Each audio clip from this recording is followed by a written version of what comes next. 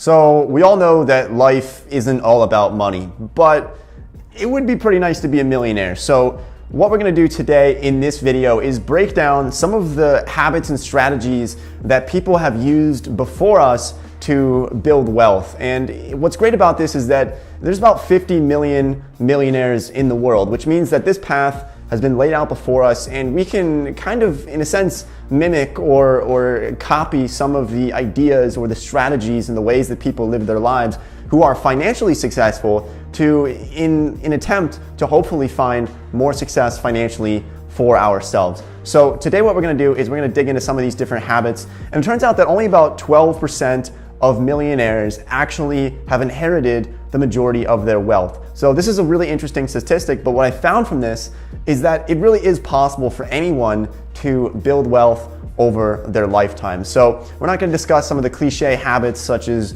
reading, eating healthy, exercising. We know those are habits that are commonly practiced by financially successful people, but let's talk about some ones that are a little bit different, some things that have helped me 10x my income, increase my productivity, and I found to be really, really valuable. So one of the first habits that I adopted was journaling. Now, I don't like to call it this because for the most part, 90% of what I write down on an everyday basis is primarily business oriented, but people have different reasons for writing things down. I think it's very important for people to essentially dump their thoughts and have them on paper somewhere written down. Now, there's a variety of reasons for this, one of them being that it helps with clarity when thinking about long-term goals, especially if you're trying to build wealth or you have specific goals for yourself in the coming years. By writing them down and having that there for yourself to look at, there can be times where maybe you have some struggles, maybe you have some problems or something that you need to overcome. You can go back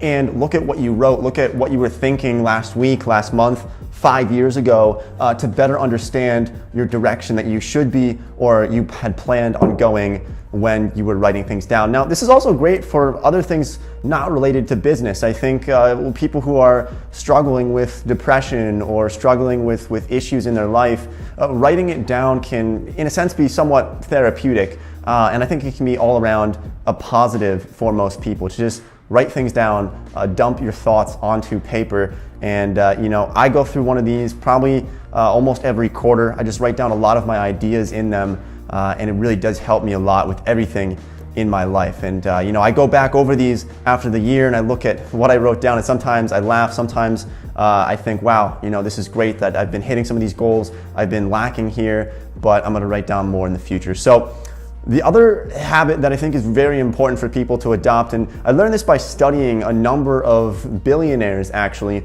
is to focus on producing instead of consuming when you find yourself with some free time. So a great example of this is most people, when they have some free time, maybe this is after work, maybe this is before work, or maybe on a Sunday, most people choose to consume content. Maybe this is Netflix or watching movies or finding some type of entertainment. Now, don't get me wrong, there's nothing wrong with this. I watch movies, even the most successful people in the world watch movies and TV, but what I found is that a lot of millionaires and billionaires will, with their free time, instead of consuming content, they'll focus on building skills. And this could be something as simple as playing guitar. But the difference is, if you're focusing on building skills in your free time, it's going to make you, in the eyes of the world, more valuable as a person because you have more skills. This could be reading a book an hour before bed instead of watching TV to increase your human capital. But it's something to build more skills and focus on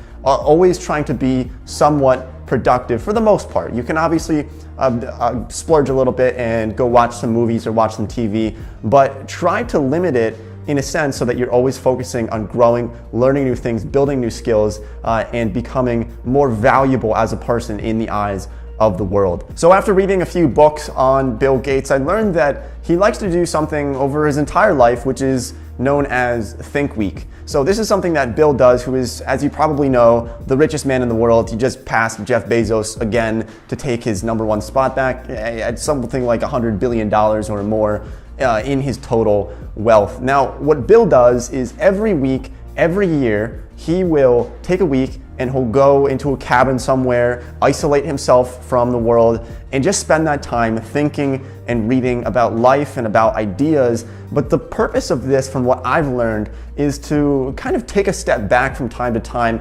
If you're focusing on goals or you're focusing on trying to grow in some way, sometimes it's important to take your head away from the grindstone and think, am I going in the right direction that I want to be going? And that's why there's some people like, say, Gary Vaynerchuk, who's great for motivation, but sometimes if people are so much focused on just working, they never take a step back and say, where am I actually going here, and how can I strategize and find a better, more efficient way to complete this task? And so I think taking a step back, doing something even such as meditating to really kind of get in a state of mind where you are very clear on what you are doing, I think it's something that really does help. So meditating and taking some time to think. Sometimes I'll go for very long walks, sometimes for hours at a time, to really just clear my brain and to take a step back for myself. Now, the fourth habit here that I think is incredibly important that I didn't actually start implementing until the past few months, and it really has increased my productivity,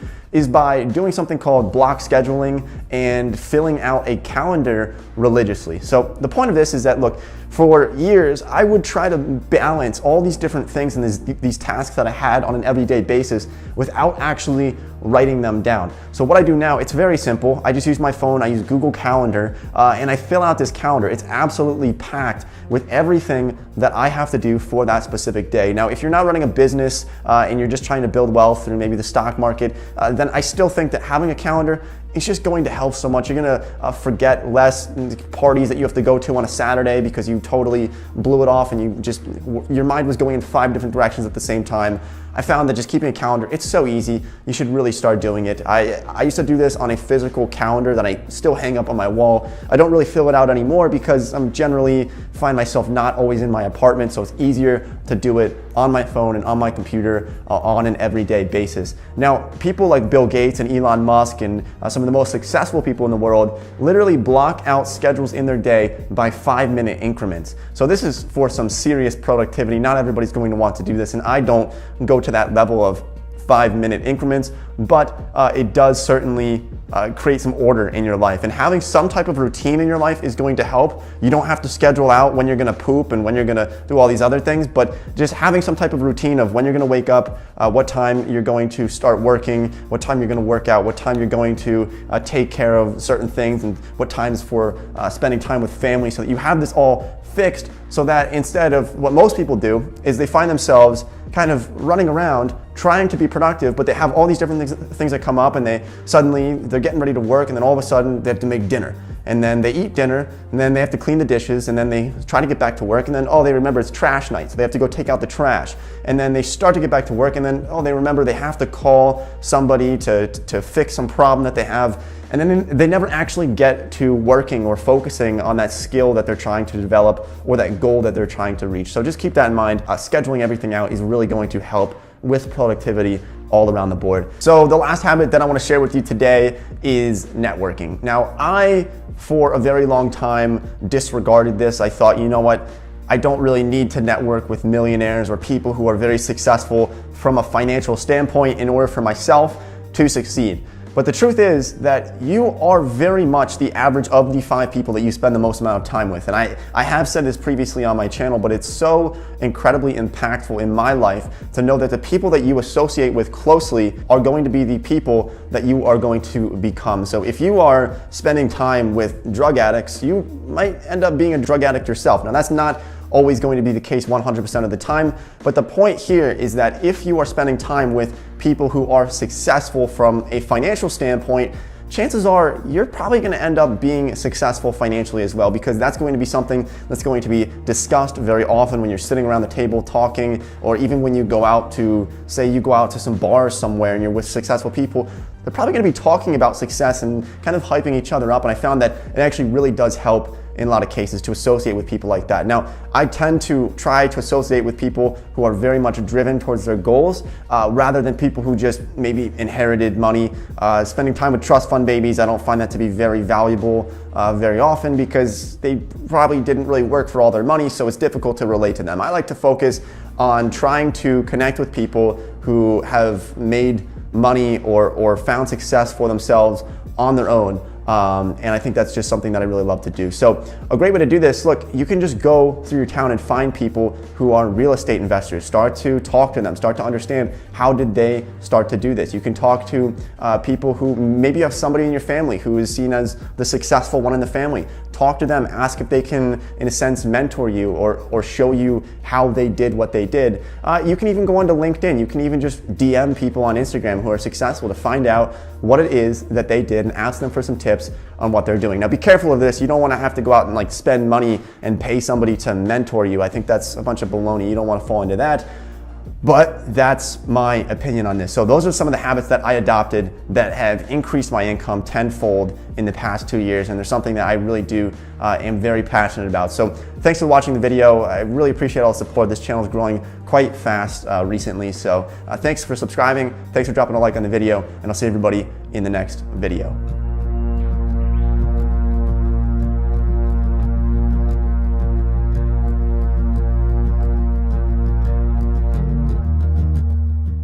I hope you guys enjoyed that. Healthy Not Cute Water is an online community designed to inspire and motivate people to be their authentic self. Break the mold. If you're that person that gets shot, be the one shot still standing. Be the person with the arrows in your back. Show other people the way. Be positive. Look past the deceptions and the obstacles of life. Encourage yourself and others around you. We're going to be bringing more videos like this. We want to hear from you guys.